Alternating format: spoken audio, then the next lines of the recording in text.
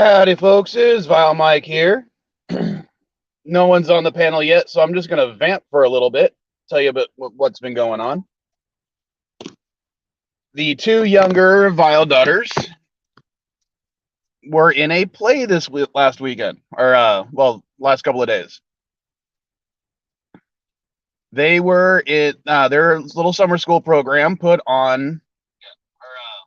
Hold on. Sorry about that. Put on a version of Lion King, and I was very proud of them. They did a very good job. And yeah, it was really cool. It was based on the Broadway version of the play, not the movie. They played a lot of little minor roles. They didn't get any major roles, but it was really cool.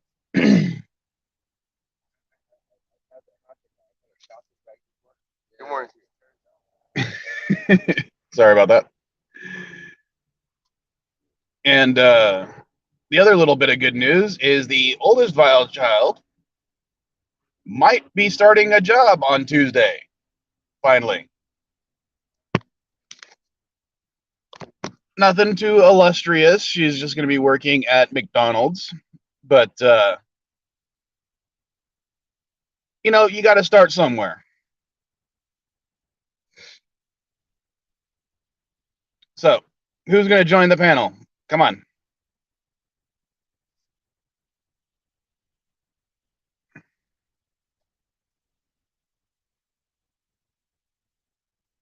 I don't know how much longer I can vamp.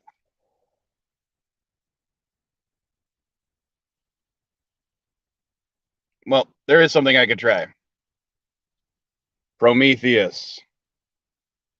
Prometheus. Prometheus. Let's see if that worked.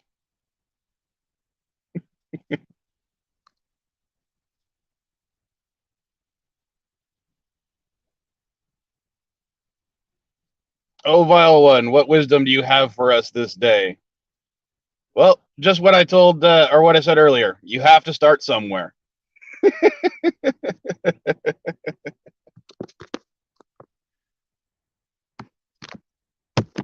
Even if it's at the bottom.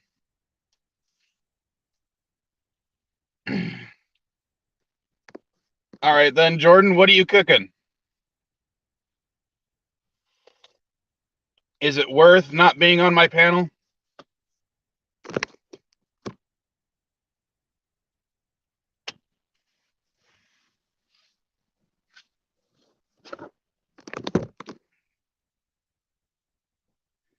Let's see.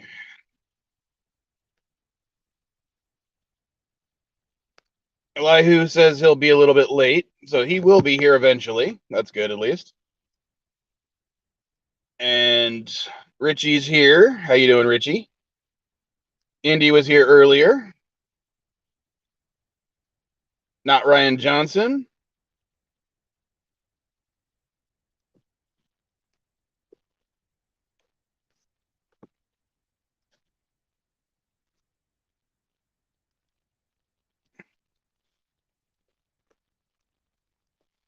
Eggs and toast, then maybe some bacon.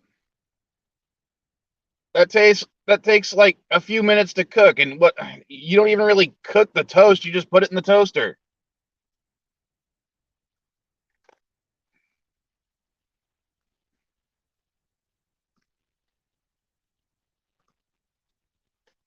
Now I don't have to vamp.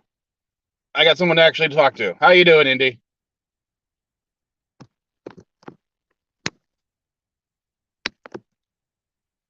I'm sorry I was muted. How are you doing? Oh, I'm just peachy. How about yourself? I'm good. Yeah, that's great about the oldest Vile child having a job. That's fantastic. Glad to hear it. And your kids having fun in their play. That's cool too. Yeah, So, I have to say they did a really good job because there was a lot of costume changes for them. Uh, they between the two of them, they played uh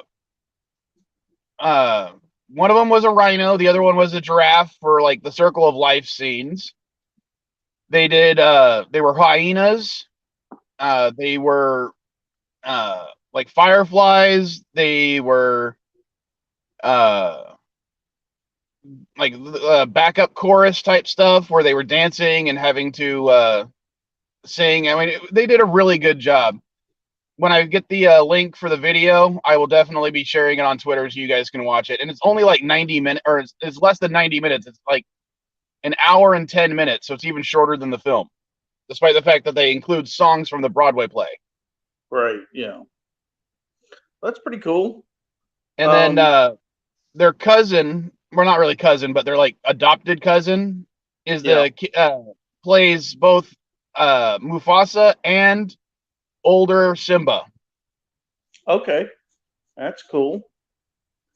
Yeah, And the funniest. Oh, go ahead. Go ahead. No, that's okay. Finish your sentence. Well, only because I know no one from their school will actually be listening to this. I happen to know that they had a girl play Scar, mostly because for the summer program, it's mostly girls doing it. There's only like a handful of boys anyway, because it's a drama club thing. So, a lot of boys that age aren't really into it. Yeah. So they have a girl playing Scar, and I found out just before the first play that Scar and Mufasa were dating. Okay. And it was really funny because at certain points of the film, because Scar kills Mufasa and then later on Simba kills Scar. If you think about the fact that those two are actually dating, you could be like, oh, that's domestic violence. Yeah. Yeah. Well, if you look at the Old Testament photos from the 60s and 70s of the children's book of Bibles, you see two male lions boarding the ark. So hey, that's nothing new. That's true. You wouldn't be able to tell it's a lion without the mane. I know. My great niece had a dance recital. She's 10 years old. She had a dance recital here a few weeks ago. We went down.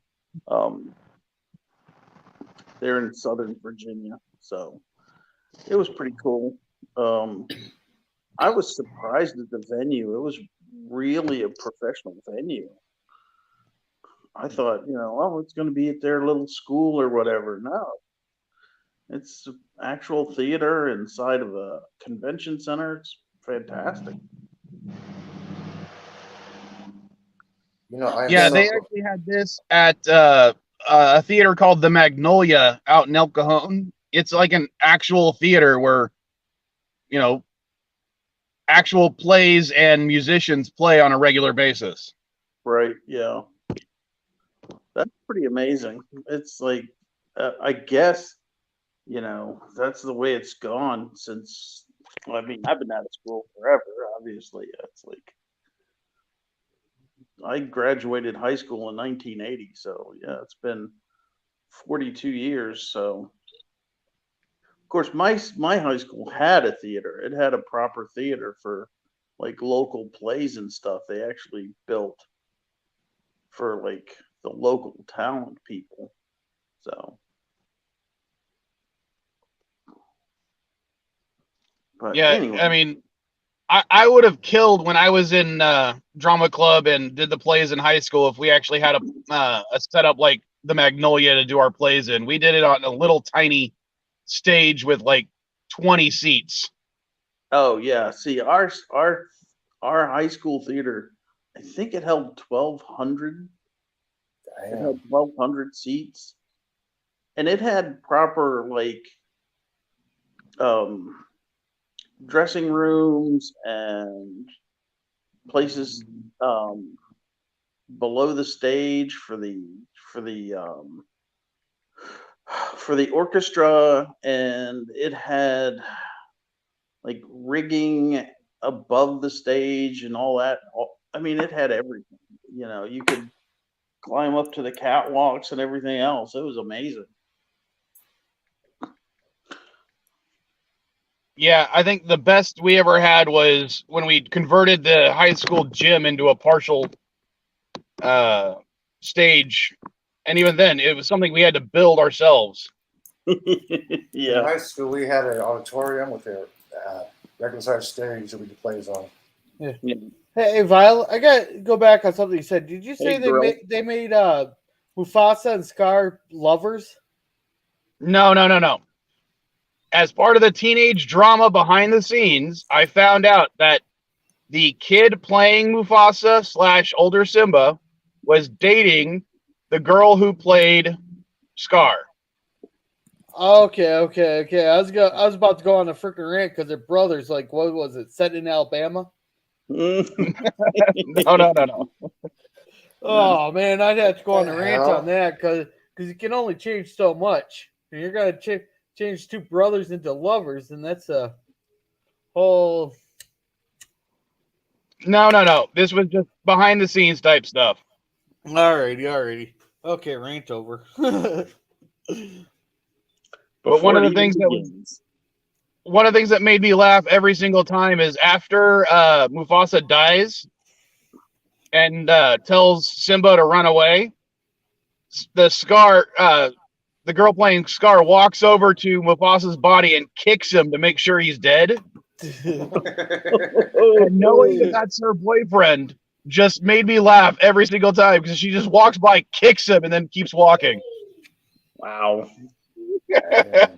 That's pretty wild. Hey, so I watched a movie. I remembered this movie. I remember seeing this movie, and I'm glad I found it again on Amazon Prime. It's called Atlantis: The Lost Continent, and it's a George Powell production. You know who George Powell is? The name sounds familiar. He did Forbidden Planet. He did War of the Worlds. I think he did The Time Machine. And he did this movie. And it's kind of a cool movie. It's like these two Greek fishermen are out and they spot a woman on a raft and they save her. And they take her home to their Greek village where she reveals that she's the princess of the Atlantean king.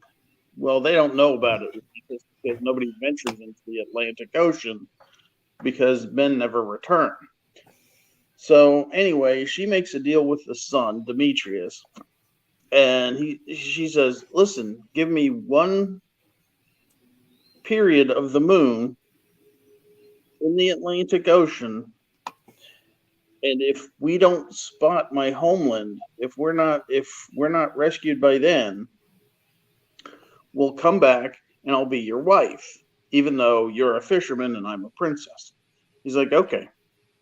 So you see them entering the Atlantic through the Pillars of Heracles, and then you see them out on the ocean, and off in the distance, they've been at sea for almost the entire time that he promised, and off in the distance, you see what looks like a fish, a giant fish, cross in the distance, and they're talking, and then it comes back the other way a little closer, and then it comes back and it's a submarine, but it's built like a fish.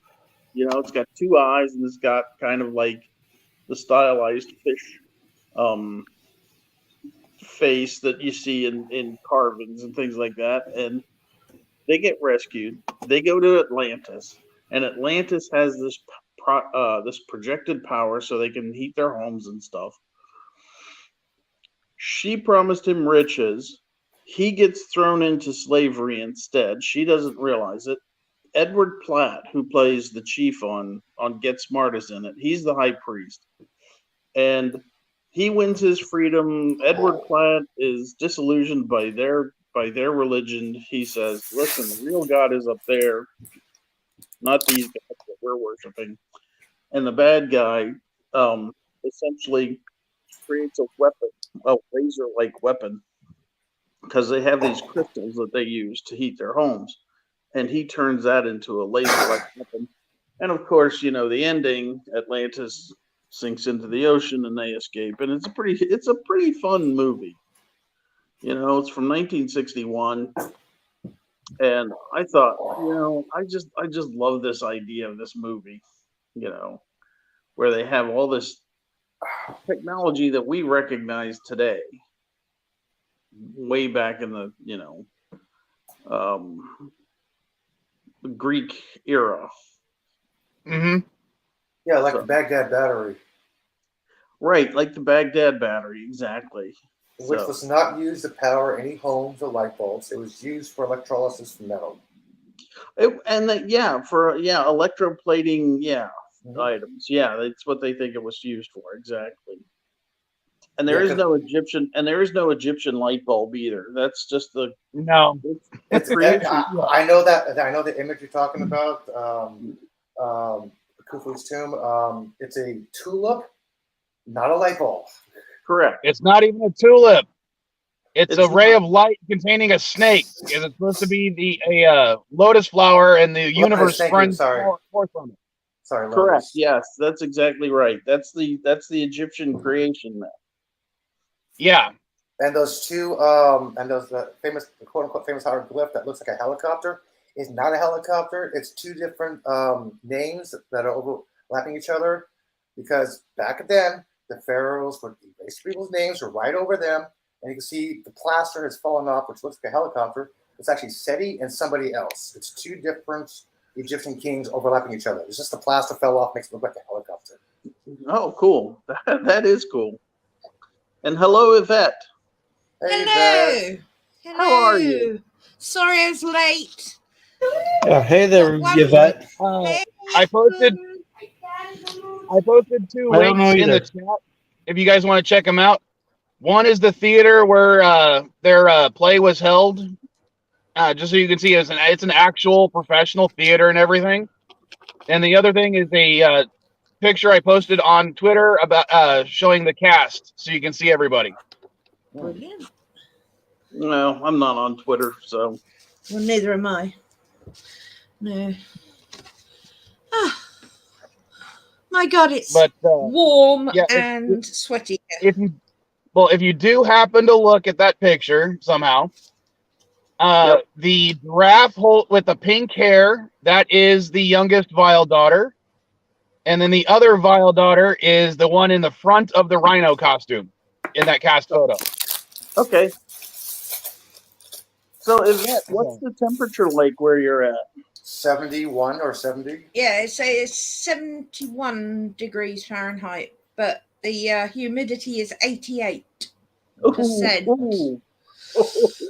So yeah, I was aiming. I was talking to Elihu. I said, I'm gonna go. I'm gonna make a picnic for Mum so I can be on time. And then, of course, something happened which held me up by 20 minutes. I'm very sorry. Yeah. Oh, 71's nothing. It is with 88% humidity. Try when it's 95 with 100% humidity. Oh Dude, yeah, you think, dude, we it's do 50 have that. it's 54 degrees right now with the cloud coverage of 21%. We It's have cold 90 as fuck. we have hit 99, I think, today. 99 degrees Fahrenheit. And it's not humid, but the sun is so strong that as soon as you step outside, your energy is just sapped from you. It's the weirdest thing. Yeah. Dry heat has its own problems, definitely. I've experienced them all, but whoa, here it's literally, I walked into the kitchen, I made a smoked salmon sandwich for my mother, walked back, and if I'd had time, I would have jumped under a cold shower and then stood in front of the fan for 20 minutes. That every time you move, you sweat. That's the problem. Yeah. It's absolutely horrible. The trick for humidity, heavy humidity, you want to take a hot shower, not a cold shower. You want to take a hot shower. You can talk to yourself as much as you like, Elihu. No, I will drop my core temperature another way. Yeah. Hey, Yvette, I think you should invest in an air conditioner. Do you know, I've said that for the last 3 years, and then I think, nah. Because 90% of the time, it's actually raining now. And the urge to go out in the garden, it's a summer rain, it's a bit of a fetish of mine. Warm. especially in this weather, is run around in it naked. But I get too old to do that now. People look at me weird. You're never too old to do something like that, Yvette. But if you do, please make the video so we can all enjoy.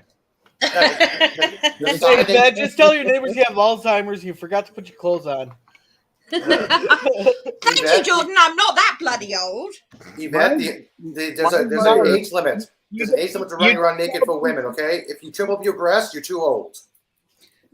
My mother had this expression that she made up. She wanted to, when it was hot, she would say she wanted to take off her skin and dance around in her bones. Yeah. I get that. I do get that. No. And you're not running around naked. You're wearing your imperial new clothes, and you're a moron if you can't see them. Yeah. Well, I like that, Mike. I like that. I live in England, though. No one would fall for that. Maybe if I was in America, it might work. Oh, the Jubilee is coming up soon, isn't it? Been and gone. Been and gone? Okay. I heard something about it. It's like just recently. You have it every year or what? Good grief, no. It's just right. Anniversaries is the best way to explain it. Yeah, wedding anniversary, for instance. Right. So 25 years is silver, 50 years is gold, and 70 Diamond. because no one really has a 75th wedding anniversary, so it's 70 is platinum. I gotcha. So we've just had the platinum jubilee. She is the longest reigning monarch of all time on the planet right now. Isn't that amazing? Yep. Why doesn't she step down? She can't. Doesn't work like that. No. She's queen till she dies. It's all the cannibalism she does. That's what's keeping her alive so long. Actually, the secret to the queen's longevity, long life. The secret to the queen's longevity and long life is time spent in her garden. She loves her garden. She loves hunting. Sandringham is one of her favorites. I thought it was because she's actually a reptile alien and eats monoatomic gold. You've been listening to Jack Osborne again. You've been listening to Jack Osborne again, haven't you? If you Google the Queen of England is a reptile, you will be amazed at how many pages turn. Yeah, there's a picture of her eyes turning green, her eyes flickering. Yeah, I've seen those little videos. Oh yeah. Now I've never met the Queen, but I actually met the Queen Mother, and she was delightful. It was at a horsey thing I was invited to, and she was in lemon. She was all dressed in lemon with a lemon hat, lemon handbag, lemon shoes. And she was ever so polite, nice, and I curtsied, But yeah, that's the only royal I think I've met. I don't know her. I just met her. Well, I did the whole curtsy thing as you're supposed to, Yeah. Mm-hmm. Yeah. I've been at the Royal Variety Show, and there's been 2 of them in the Royal Box. That's why it's called the Royal Variety Show. But to be perfectly honest, you don't pay attention to them because you're watching the stage. But yeah. But the Queen is the Queen till she dies, and then her son Charles will become king, and Camilla, the one in the triangle that everyone's, or rather the media is trying to make us forgive, which we won't. She'll be called Queen Consort. I thought she should be called the Lady of what's her name, Cornwall. I thought that's the official title, Lady of Cornwall. No, Queen Consort she'll be, and the title means nothing because if you have a king and a queen, when the king dies, the queen takes over. Queen Consort, if the king dies, the queen is kicked out. And that'll be a day to watch. And then we get William and Kate, who we want as our new king and queen. Yeah, but they lived down here. They abdicated. No. What? Yeah, they. No, that's Harry and Meghan, you know. Oh, I'm sorry. Sorry. So, It's the royal family. Royal this, royal that. Yeah. They are not part of the royal family anymore. They are I your know. royals. You But can you- keep them. We don't want them back ever. But can't Well- the queen abdicate to her son? It's one, no, she would never do that. She has dedicated her entire life to this, and she'll see it out. She has stepped back on a lot of her duties and handed them out to the younger ones. And after Philip died, we thought she was hanging on for the Jubilee because she's 96 now, or 95 or 96. 95, I think, maybe. We thought she was hanging on for the Jubilee.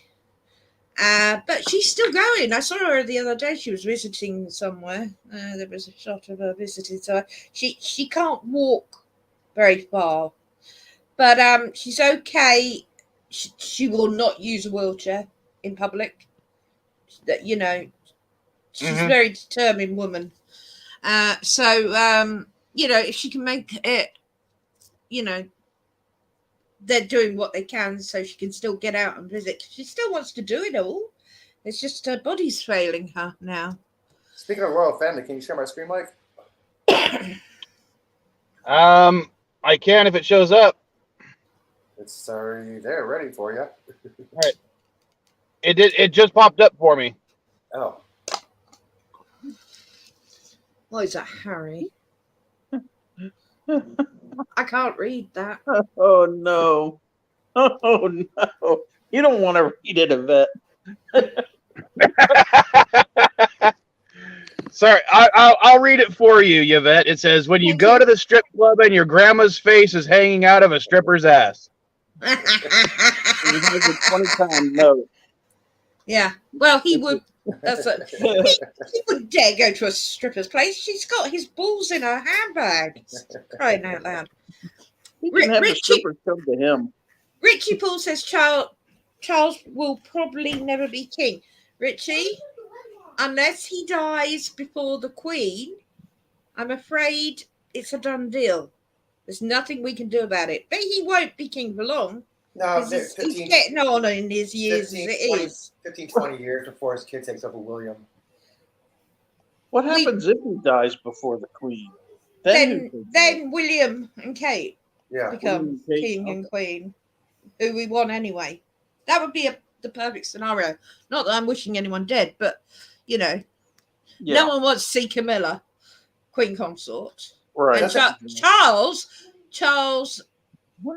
Charles did. Both Diana and Charles had their problems, but Charles kept Camilla. Camilla was married, kept her on. I mean, Camilla is not a good person. She's kept her head down since she married him, and the fact the Queen allowed it really put the public off the royal family for quite a while. But she's kept her head right down, says nothing, just does whatever she's told. It's just. Well, question. My memory might be flawed because I don't actually study the royal family or anything like that. But No, isn't I'm Camilla sure. also American? Camilla. No, she's not American. Camilla Parker Bowles is from the Parker Bowles family. Oh, I thought she was American too. No.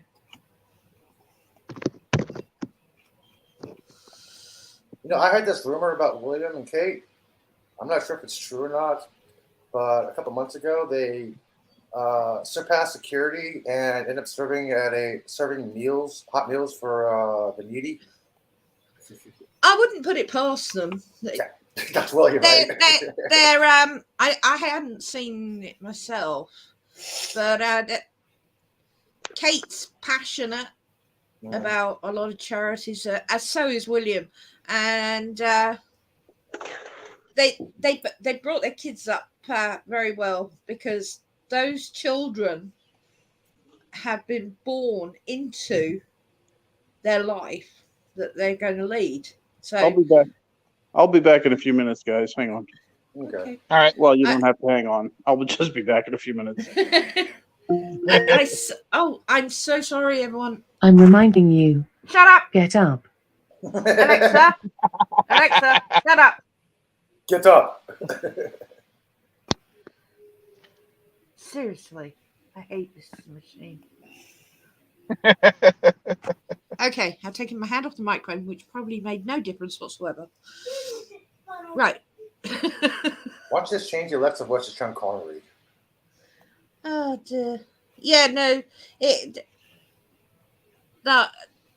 You'd have to take a degree to understand the royal family completely. And there is so much to it all. And we're taught a lot in history, but Yvette, are you anywhere on the royal line of succession? not the British one. Because my name is French. It's a small DE with a capital V. And it's a little town in the south of France called Devoile. And during the French Revolution, when everyone was having their heads chopped off if they were of royalty or of noble descent, and my family, it's on our family tree, escaped to Scotland during the French Revolution. We managed to not lose our heads. We have a castle in Scotland. It's still owned by the family, and Coat of Arms is there. And we finally went back to France once things had stopped being chopped off. So half my family's in France, bit of me's in Scotland. So my dad's side of the family's French, and my mother's side, she's a cuppa, which is a barrel maker. And her father was a true Cockney born in the sound of Bow Bells. There you go. Well, my family, at least the English, Scottish side, is part of Clan Murray. And the clan Murray, as in Irish. Clan Murray, Duke of Atholl. Right. And because of that, I'm somewhere on that list, but it's like 1 millionth or something. There's like 1 million people in front. So the head of a clan. Congratulations. Well, he's still in line for this the Scottish throne technically, and because of the United Kingdom part, that would mean that it would require like 90% of the world to die, but I could be King of England. Sure. King Ralph. Hey, Vile Mike, I got a question for you. Hey, Grandpa. What's up? Shit, it's Grandpa. This picture you just posted a few minutes ago, was this a play or something? Yes, this was a play that the two of the younger Vile kids were in, and that's the cast photo. What was one of my daughters plays in that photo is one of the giraffes. The other one is the rhino.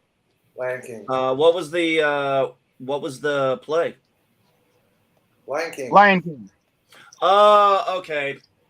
I've never seen the play Lion King. I did finally one day, one of our local professional places did do the Nutcracker, which I had never seen theatrically done on stage. And I love the theater. I'm going to be straight up honest. I absolutely love the theater. I respect it so much for its ability to do what it does. And unfortunately, I just can't get out there enough to get to enjoy it. There's so many plays I've never gotten to see. Yeah, I like the Nutcracker, but I like the ballet. Harry Potter. Yes. I'm not a fan of theatre, but I am a fan of ballet. So this may. Cursed Child is San Francisco right now. Well, you might have liked certain aspects of this because if you were to see the cast photo, all the characters who played the lionesses basically were the ballet students. So they had anytime they were on stage for doing one of the songs, they were doing like a combination of African tribal dancing and ballet. Wow. Oh, nice. Now, I It will was say actually really this. cool. I will say this. I am a fan of ballet. I know that's going to probably freak some people out and confuse people, but I find ballet is very beautiful. And knowing family members who have gone through it, I know a lot of, it takes a lot of work to look But that not graceful. just a lot of work, a lot of pain. And yeah, I mean, I've seen the Russian ballet. Their toes, the girls that actually go on the points, which I did learn to do, but clumsy me couldn't stay upright, or if I did stay upright on them, I couldn't walk straight. I looked like a demented person on stilts. Their toes are all broken and crushed. Some even have their little toes removed. Their food allowance is tiny, especially the Russian ballet. I mean, the Russian ballet is probably the world's best ballet company. Literally. The Russian Yeah, ballet is world famous. That's my personal opinion, and a lot of others. I've seen the Royal Ballet here in London. I saw, but the Russian ballet, I saw Swan Lake. Oh my god, that was amazing. I've never seen Swan Lake. I did get to see the first professional play I ever got to see was when my grandmother took me and we saw Jekyll and Hyde. And I absolutely loved it. My grandmother actually pissed me off because one of the characters in there, she's like, she dies real soon. I was like, thanks, Grandma. 5 minutes later, she dies. I'm like, thanks, Grandma. And that's literally how I said it. And Hey, I'm back. The I first was none too happy about that because she spoiled a critical moment for me in the play, and I was very invested in it as a young child. There should be a way it says. the first theater thing that I ever went to was a rendition of Around the World in 80 Days. Hmm. And I just remember when they had the balloon on stage, it looked like they actually had a freaking hot air balloon on the fucking stage. It looked amazing. Oh, nice. Now we're talking about I try to respect theater and stage because of the way they are able to change the scenery so professionally and so fast just between the lighting and everything. It's called Spanish Satan's. I'm actually hoping once I finish up Hamlet, because Diplomatic victory. Now, I just got to decide: do I want to go for the culture victory, domination victory next, or whatever the Jordan, are you talking to us? Oh, I thought it's muted. No, you're talking to yourself. I swear I was muted. Kinda like, whoa, what was that about? I had no Oh, clue. nothing. I was just making a video for a friend. I thought it was muted. Okay. I'll be right No back. I worries, need to load you, okay? Be right back. I might make it into a short. I don't know. Yeah, I just did a short live stream a few minutes ago, or maybe about an hour ago. I don't remember. I just happened 6 to minutes ago. What was that, girl? Yeah, you were there. You know it. Hey guys, this is my brother Keith. Say hi, Keith. Hi, Keith. Hi, Keith. Hi, Keith. Some of us remember laughing. Laughing? Yes, we all remember laughing. So good night, Dick. Good night, Dick. Good night, Dick. And George and Gracie. Say good night, Gracie. Nah. Good night, Gracie. You know you were calling for a certain person and it didn't work. He was on another stream. I could hear you, but I couldn't answer you. He's just popped up in the chat, waving. I'll be there shortly. Yeah. Guys, hey, I don't know if some of you might know, some of you might not. We did get some unfortunate news this week in my family. My sister-in-law, her baby girl, she was born with epileptic issues. Oh. Unfortunately, we now know it's far worse than that. She ended up, unfortunately, she has a genetic birth defect that is called CDKL5, I really had to look into it. It's very rare. There's only about like 3,000 known cases, and man, it's heartbreaking to know this. There was nothing the parents did. It's apparently something that happens during conception. Just one of those codes doesn't go the way it's supposed to, and it's That is a nervous system disease, if I remember correctly. I think what I read was it's a protein deficiency, some kind of protein deficiency in it. But I could be wrong. But yes, unfortunately, also the worst part is one of the worst parts is her seizures because of this are very resistant to seizure medication. Current seizure medication, I should say. I'm really sorry to hear. You definitely have my sympathies. My brother Bruce has actually passed away from an epileptic seizure when I was a kid. Wow. We're sorry to hear that here too. You know, I have a genetic defect as well, where I had a stroke when I was 3 years old. Good man. And my left side was paralyzed for a few days. And now I do have seizures as well. In my 40s. So I can really relate to that. So I'm very sorry to hear that. Yeah, we're all sorry. I mean, we're all, sad and heartbroken. I know not everybody believes in a higher power, but honestly, we do, and all we can do is pray because there's nothing else I can do. It's up to them and the doctors now and what they come up with. But yeah, I don't know much about this. This is a very rare condition, and I'm still doing a lot of research into it. Mm-hmm. And my wife and I are trying to, because obviously my sister-in-law and her husband they have an older child, my older niece Sarah, so they have to take care of her, and then Selah is her name, the baby, the 10-month-old, and she's unfortunately, for lack of a better term, and if anybody gets offended by the way I say this, I don't know any other way to explain it, she's going to be mentally retarded. Mm-hmm. No, yeah.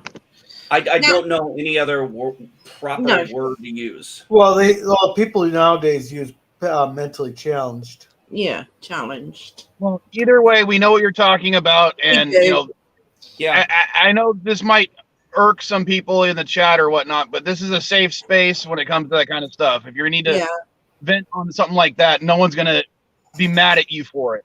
No. No, I was just letting you guys know that was kind of an update in our family, and I was crying my eyes out for a while. Grandpa, just the good thing is we're close to the family, so if they need us, we're there for them.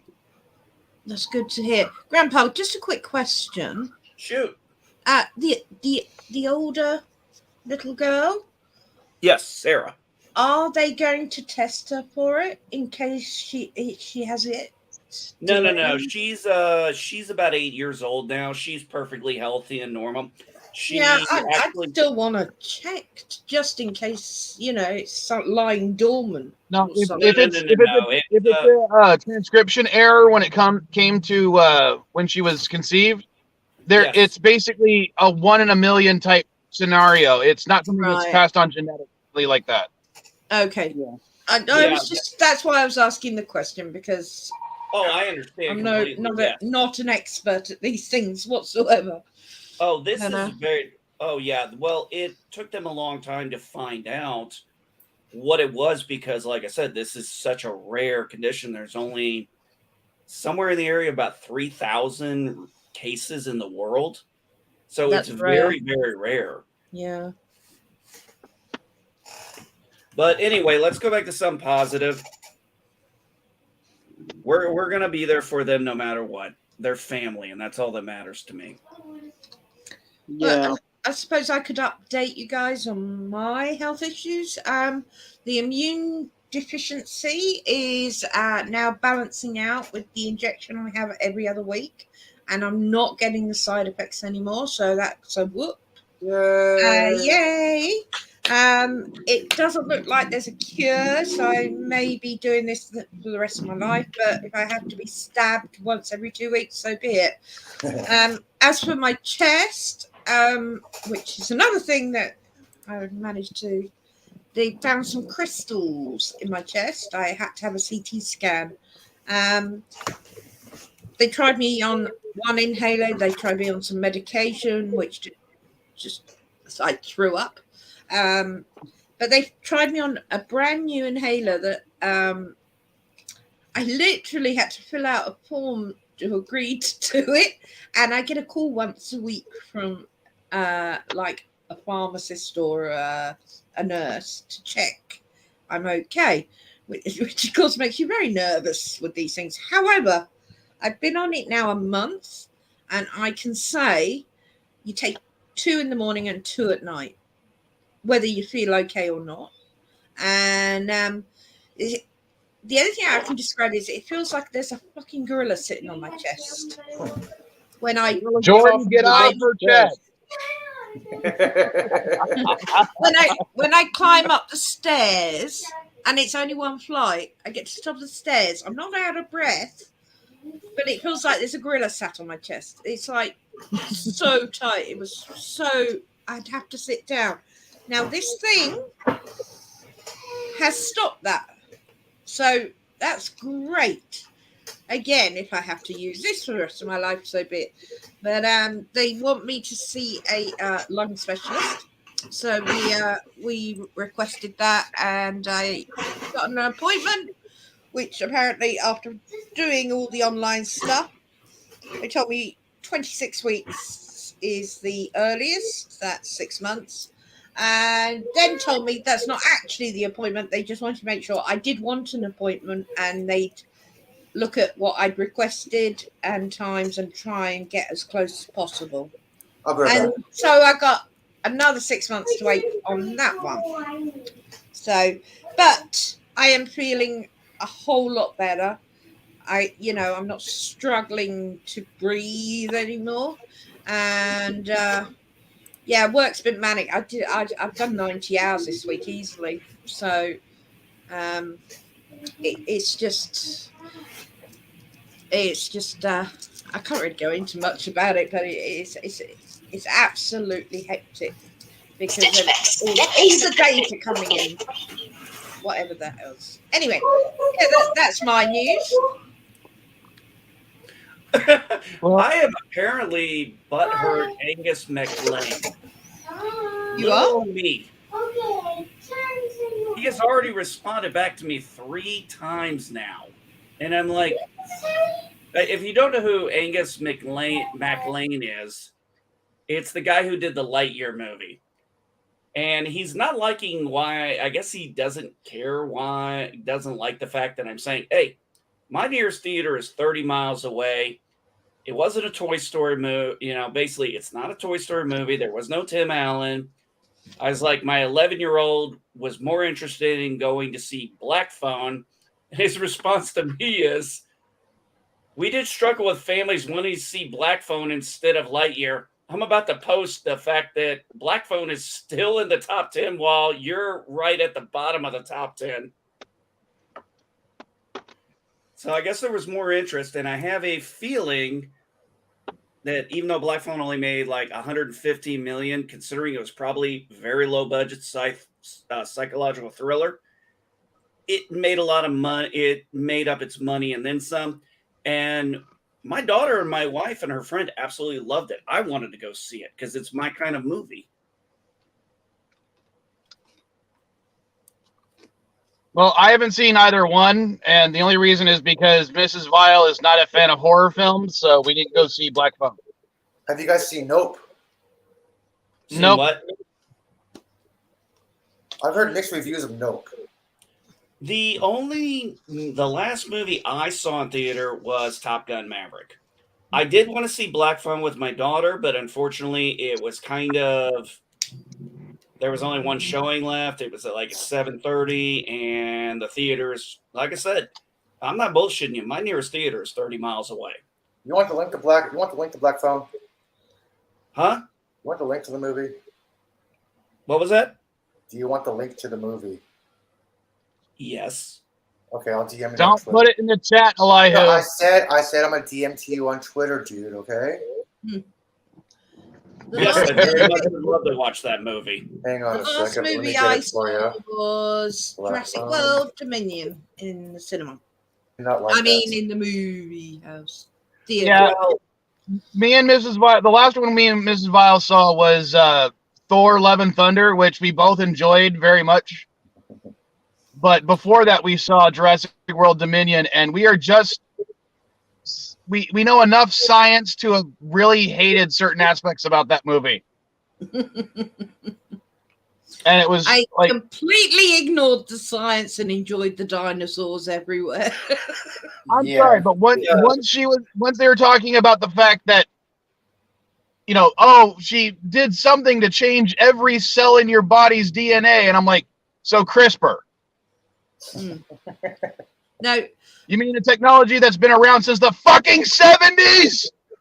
68. As I said, Correct. When Correct, it Watson. comes to- 68. when This it is comes why to watching the Jurassic military movies. Park world, I ignore the science and just enjoy watching dinosaurs come alive. I'm sorry. I And- cannot enjoy the science and gravity. And neither could I.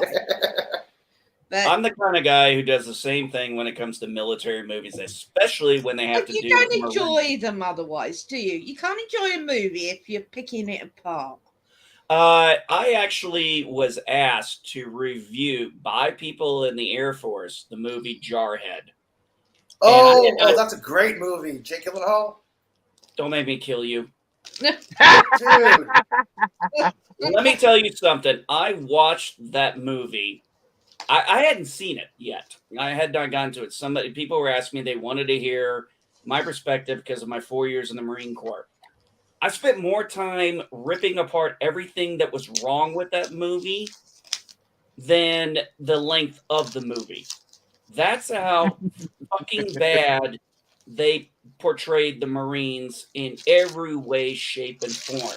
From the very beginning of the movie, I was like, and I saw what they were doing, and I saw what they did. I was like, oh my God, you're getting every goddamn thing wrong. Yeah. Okay. Your instructor, your sniper instructor does not go to Iraq with you. He's an instructor. Well, hold on. NB, did you enjoy Top Gun Maverick? Very much so. Okay, so you know that within the first 5 minutes of the original Top Gun, he would have been kicked out of the Navy for everything that he had done in the first 5 fucking minutes of the movie. Absolutely. Absolutely. So it's like, if you're going to be a stickler for, Jarhead, be a stickler for that and realize that it's not that good of a movie. Let me put it this way. They can have flaws in them, and I can pick them out and still enjoy the movie. I like the movie. What was that one with Tommy Lee Jones and Rules of Engagement? Under Siege. Oh. No, Under Siege That was is garbage. stupid. Under Siege is garbage. Under Siege is that was absolute crap. garbage. There is no fucking way that shit could have happened. Of course And not. not only that, Steven Seagal is just, I can't watch anything with him anymore. I can't take him seriously. Of When I course was not. I never kid, that could movie- take him seriously. I'm sorry. Hey, When I was a NDE. kid, Sorry, that NDE. movie was entertaining. After I joined the military and actually been in the Marines and have been on Navy ships, there's no fucking way. There's no way that plane would have got. There's no way that helicopter would have got. There's no way the captain would have just let that go. That's bullshit. I was like, this is bullshit. Of course it is. You know the procedure. There are so many kind of rules and regs to landing a damn plane on planes and boats. And by the way, I was on LHDs. Those are helicopter landing ones. Helicopter, yeah, transport. Yeah. So I've been on those damn things before. So I'm like, oh my God, this is bullshit. The procedure to even when we were getting ferried over there to get our stuff on, and we're all Marines from the beach. We're on the base, and we're going to the Kearsarge or the Saipan. There are procedures in place. Well, you got to have a FOD walk down. The captain has to know about a FOD walk down, for God's sakes. Captain has to know everything. It's like FOD, but FOD walk down is where everybody walks the weather decks and looks for little pieces of things that can get sucked up into the helicopter's engines. Yep. Yeah. There's no way the captain would miss that. But even if the exec ordered it. But the thing is, unlike Top Gun and Top Gun Maverick, they're very entertaining. Oh, I haven't seen the new one, but I still love the first Top Gun movie, despite all its flaws, because it was still a really well acted, well written movie in every other regard. Especially if you read it. I'll die on this hill. If you watch that movie as a homoerotic subtext movie between Maverick and Iceman. Oh, Iceman, sorry. That is not Maverick and Goose, Maverick and Iceman. It is a very funny movie to watch because Maverick doesn't even hook up with the female love interest until after the elevator scene where she dresses like a man. That may be so. Like I said, that yes, I've heard those ones before, and yes, that is quite entertaining and funny, and I have no issues with it. I enjoyed the Top Gun Maverick very much. Mostly, the biggest thing was the fact that I knew, because let's be honest, I love Top Gun, but when you look at it in the background, you can tell they're not really flying anything. It's very obvious and everything. Like, they do the best job they can.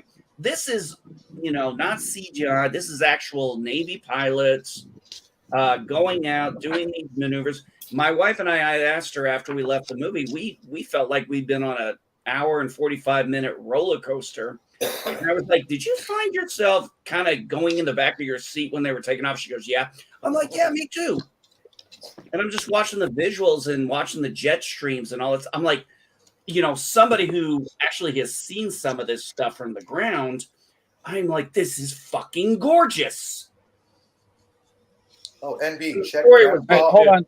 Check your grandpa. Jordan, I'm going to put you in the back for a little bit. I got it, Eli. I do. Okay, cool. I'll close the tab. Thank you. No problem, man. There you go. Enjoy. If you ever want to see something you can't, ask me. Okay, I'll give it to you. Hey, yeah, no Mike, I'm going to take off too. Okay, then I can bring Jordan back up. Thanks for having me on, guys. Appreciate it. Take care, Indy. Bye. Dude. Did you guys hear about? Did you guys hear about what PayPal's doing to Eric July? $1.2 million denied. So you do know. I don't know who this guy is, but I read all about it. PayPal stole $1.2 million from a YouTube creator. Stole? What do you mean stole? Stole. They refused to pay him the money. He made $1.2 million on PayPal. I got $1.2 million, and PayPal refused to give him the money. What did they say? They're saying it had something to do with his policy. You'd have to actually watch what he said, but he says he's followed every guideline. He's answered every request that they have asked, and they're still holding the money. And he's pointing out, it's not me, it's them. I don't have access. He literally shows you what he has in PayPal, how much he has, and how much he cannot access. He's like telling people, look, I'm going to get your product out to you. But he's pointing out PayPal is screwing him over. Yeah, he needs the money to get shit out, but he can't do anything. And I was literally like, oh, this is bullshit, because I'm waiting until August. I want to put my order in. Thankfully, I don't use PayPal because I can't stand the fucking thing. Yeah, but I can. Okay. See, this is the problem, though. Like, I got to see how he proved it. Just because you show a web page doesn't mean that's actually legit. I can change that shit. I can make my PayPal make it look like I have $10 million in it. Okay, it's not that hard. No offense, LDG. I can do the same damn thing. I can create a honeypot. I don't think he's that tech savvy in that area of computers. No, he doesn't have to be. He just has to know somebody. Dude, he's just pissed off because PayPal is refusing to give him money.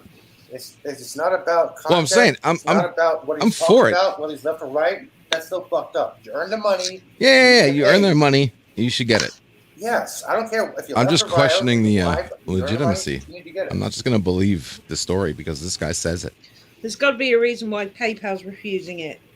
Yeah, that doesn't make And sense. to be honest, I don't know anything about this, so that's why I'm being quiet. PayPal has no jurisdiction. I mean, what the hell are they going to get from it? Nothing. $1.2 million. The PayPal refusing to pay you is like a car wash refusing to use water. Okay? I mean, no. There is waterless car washes. And one of the big God, things really? one of the big things he was doing is just basically telling people, hey, how they should navigate contacting PayPal. He said, he's telling them, don't put a dispute in because that makes it look like it's on them. So he's telling them to, hey, let them know you want your money. You know what you're getting. This is not a scam. You damn well know it.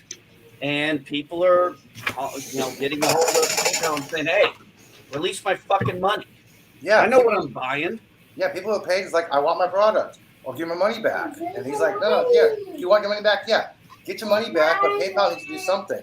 He doesn't. He made a statement, paraphrasing. What was it? If you want your money back, tell PayPal you want your money back. He's all for refunding money. Yeah, he's all for refunding the money if they can't get the action or product. See, that's the thing too. He's saying he cannot act. The key thing is he can't access it. No. So, and he stated he's been working with, or not really working with them because they ain't been working with him worth of shit. And he's been bounced around for a week. So it's bullshit. Only a week? Sorry, guys. Come on, mother. Right. It's only my sister calling my mother. Holly's here. I got to talk to my mother this week. Could be worse. Let's see what happens after a month. Hmm. Oh, I love getting to talk to my mother. I love getting to talk to my mother. My mother, well, I can't talk to my father because I can't get at it because I have no clue if his phone's ever on. And honestly, I have no weed and I don't want to get that drunk talking to him. Yeah, I have no weed either. And if I want to talk to my mother or father, I got to hold a seance. God, that's terrible. Well, I had to explain to my wife. I was like, well, I was going into Charleston, Illinois today to get us a little THC, but you spent all that money on your little mommy-daughter time with our daughter. And I was like, she's like, I spent that much, and I've been having to break down our spending. How much do you spend on THC? Huh? How much do you spend on THC average? With my discount, going up to 15% for being a veteran, 2.5 G's, depending on what I get. A month? 250. Dude, the average eighth here, 3.5 grams, costs anywhere between $15 to $25. Hey, man, I can only get what I can get. Oh, I was just curious what you paid.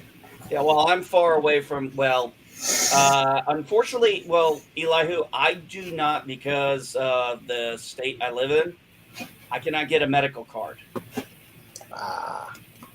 My daughter is trying to get a medical card for her because she is in Illinois, and that cuts out. I have to pay the recreational tax.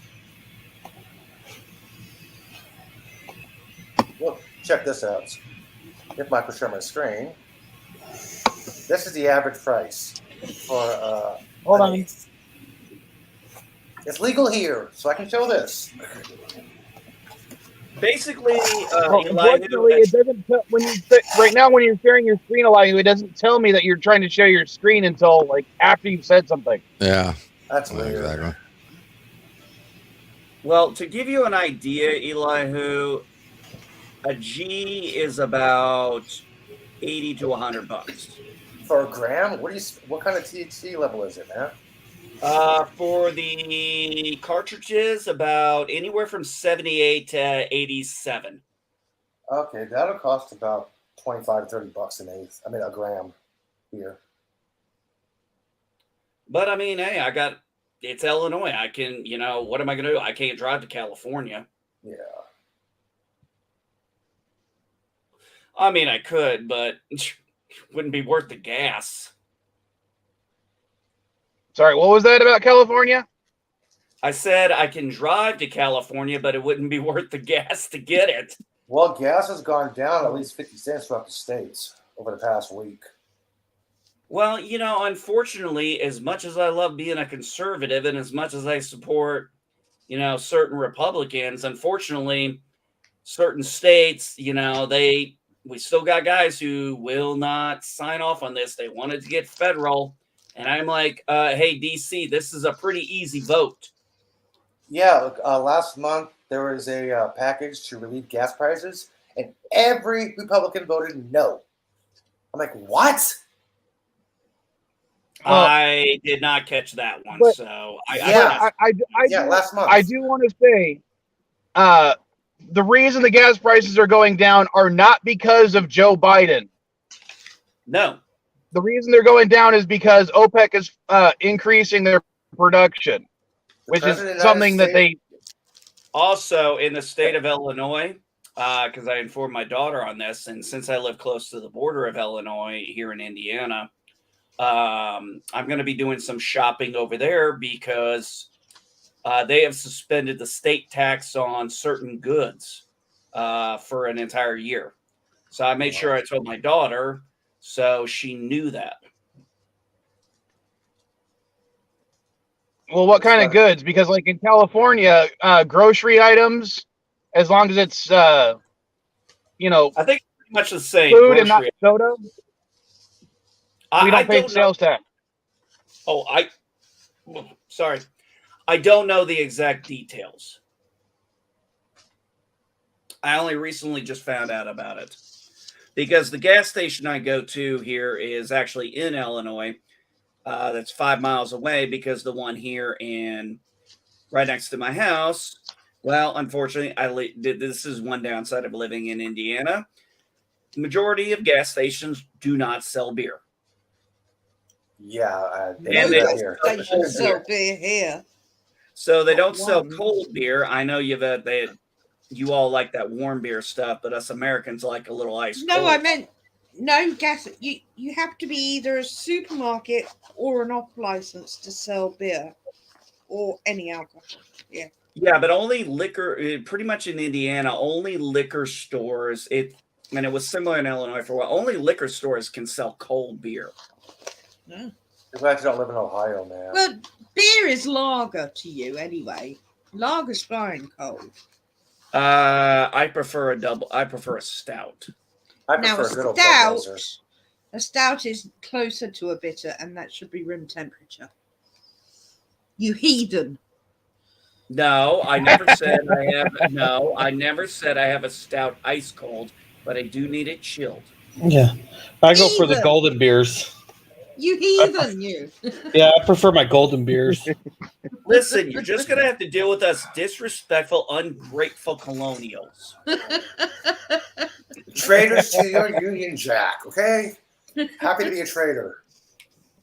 It's the standard, darling. A Jack is on a ship. Oh, sorry. Oh, you knew that. I was going to say that. Yeah. I was going to show you how I actually knew that. I know it because I've been in naval training. I was just thinking it's the United States, the freedom to have your beer cold. You can have your beer cold, but you will be stared at like let me just put you in a pub in an American Werewolf in London. I hope you've all seen that. Michael you Landon, walk classic. in, everyone goes silent, and you say, "Can I have a chilled pint of bitter?" They will send you off after you've had a chilled pint of bitter for the werewolf as a snack. I remember when I was in Greece, if I wanted a cold alcoholic beverage, it had to be a malt liquor because I guess in Greece they also keep their beer warm. I remember going into when we were on our way there, we stopped in Ireland, and I do not count this as I've been to Ireland because I do not count only being in the airport. I do not count that. I never counted that. I think that's bullshit. People say, "Oh, I've been to Ireland. What'd you do?" Or "I've been here. What'd you do?" "Oh, yeah, I was a stopover." That's like saying I was in Atlanta because that's where my plane went, and I visited Atlanta. No, that was a freaking layover. And I was an idiot because I was about I was an idiot because I was only 21 at the time and didn't know the culture of UK and Ireland or any of that were the shit. So I order a beer and it comes to me. I'm like, what the fuck is this? Yeah, because if you order beer, you're ordering beer, not lager. Yeah. Lager's the yellow piss stuff you lot drink. Wait, ask them what's on tap. And lager is served chilled.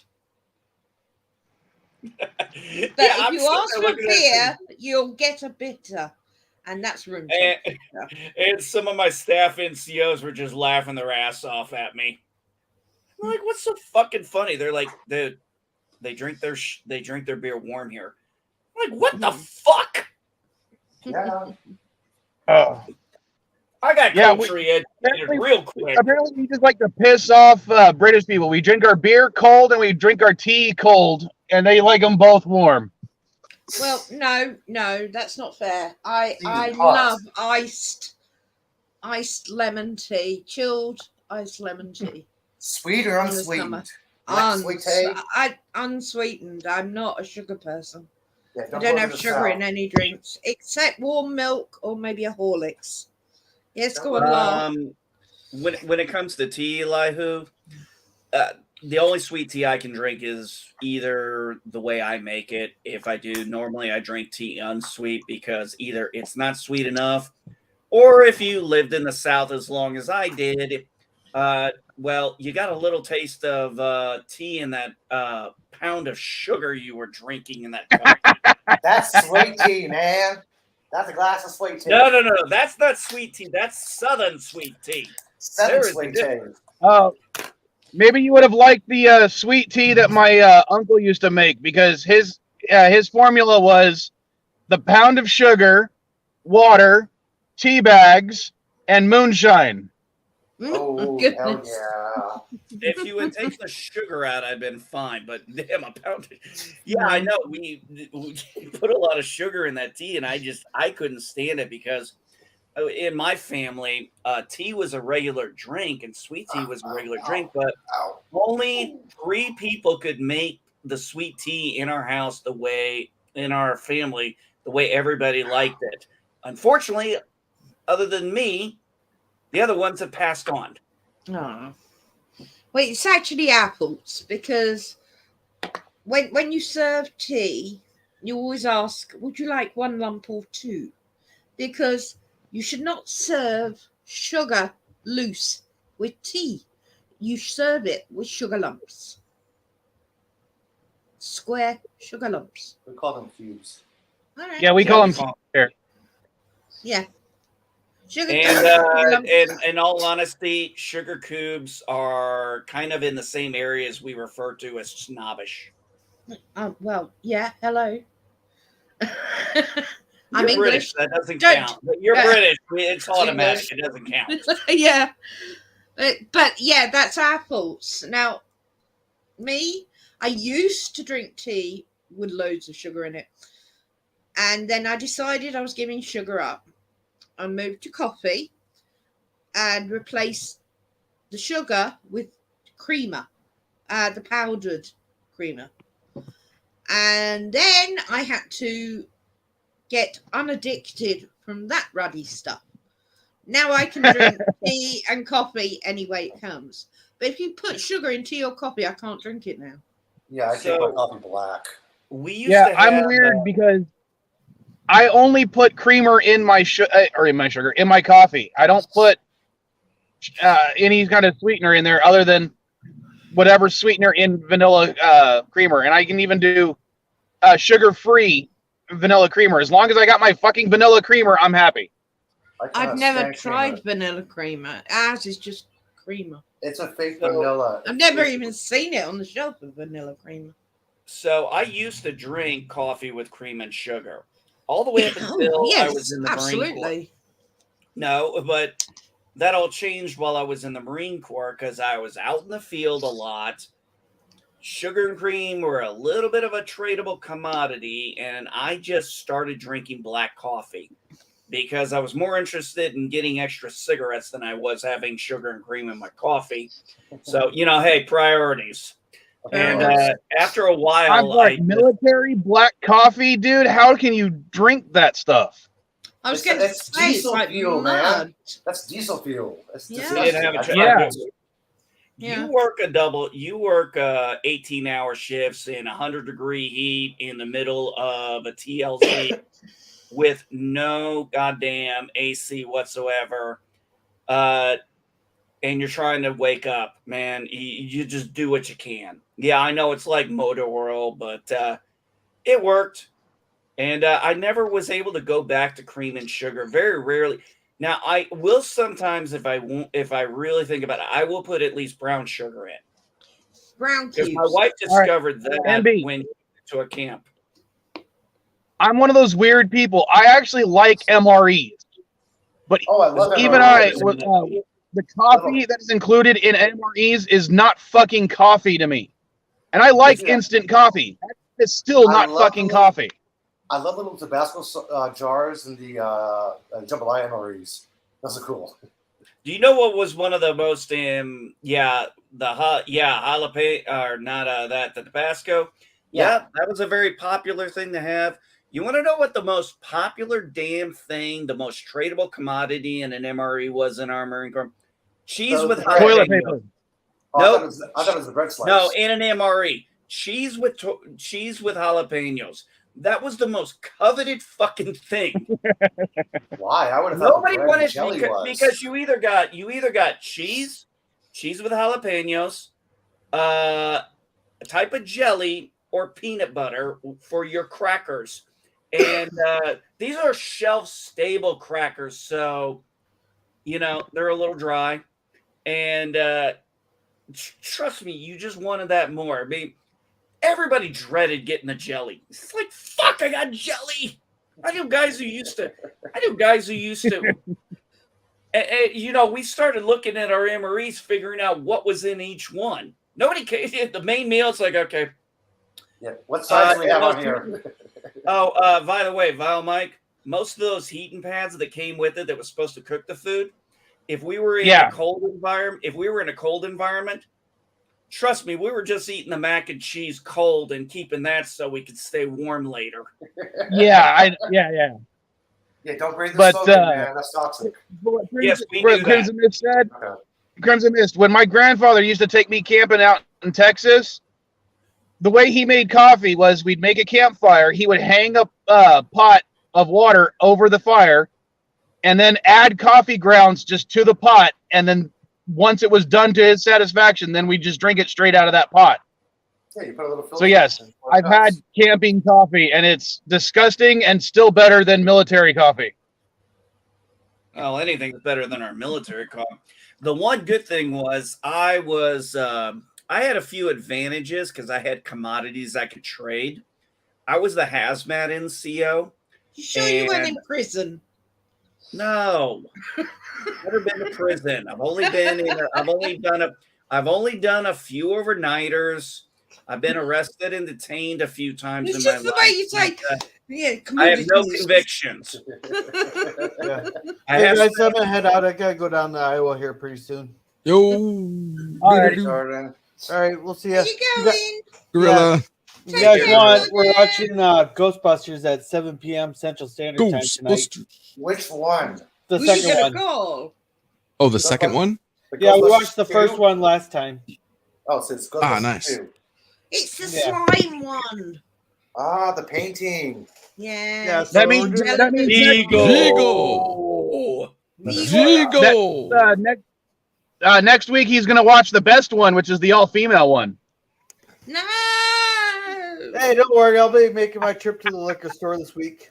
You'll You need get it, for that. darling. You'll need it. Dude, on AMC, Well, just make sure you see Afterlife after 2016. It'll make you feel better.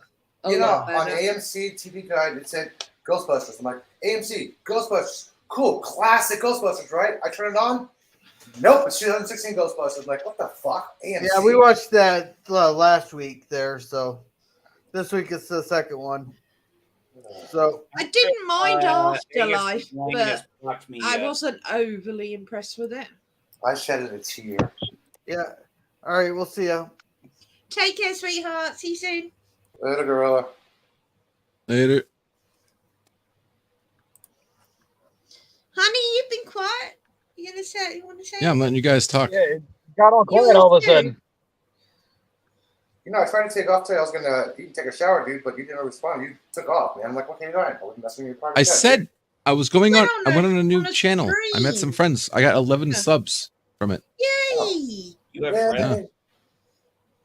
Got all dressed Hey. up, nice and good. Yeah. That's the only reason why I was late. I was like, "Fuck, hurry up! Let me Wait. get the vials." Were you flirting with people? Yeah, I flirted with everybody. So I find it funny You do know that you're in trouble now. He's a slut. I find it what with funny flirting that, with men? Really? You're a slut, I man. That find gets it me in funny trouble? Angus McLean is taking issue with me bringing up the fact that my 11-year-old wanted to see Black Phone instead of Lightyear. Don't see Lightyear. No, I'm not. You want to going see Lightyear? It No. was, You want to see Lightyear? It was Lightyear. dull and I'll give boring. you Lightyear. It was dull and boring. I did not like it. What? I'm I sorry? I didn't What are you care saying? for Lightyear. What? It was- You want to say that to my Ew. face? You want to say that to my Yes. face? Yes, Huh? I do. What? It It was was not, bro. It was All right, dull, buddy. and, it All right, was come on. dull and No, boring, man. You know what? You kiss my ass, okay? You do $1 million. And over, movie. Buzz. My foot Look, just will go to come out and infinity say and beyond your ass. Just admit you didn't get the fans that they wanted and the kids weren't interested. Are you saying you're going to hold on? Are you going to go to infinity and beyond in Uranus?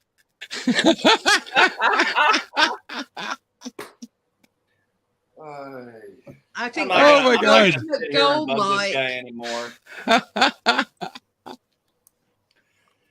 Oh my Listen, God. I don't Okay, care if that people was good. enjoyed was the funny. movie. That's fine, but I'm sorry, my disposable income, like a lot of us, is a little limited. So if none of my kids, my 15-year-old shows no interest. For example, Vile Mike, my wife and daughter saw Thor: Love and Thunder. I was going to wait for my son the next day.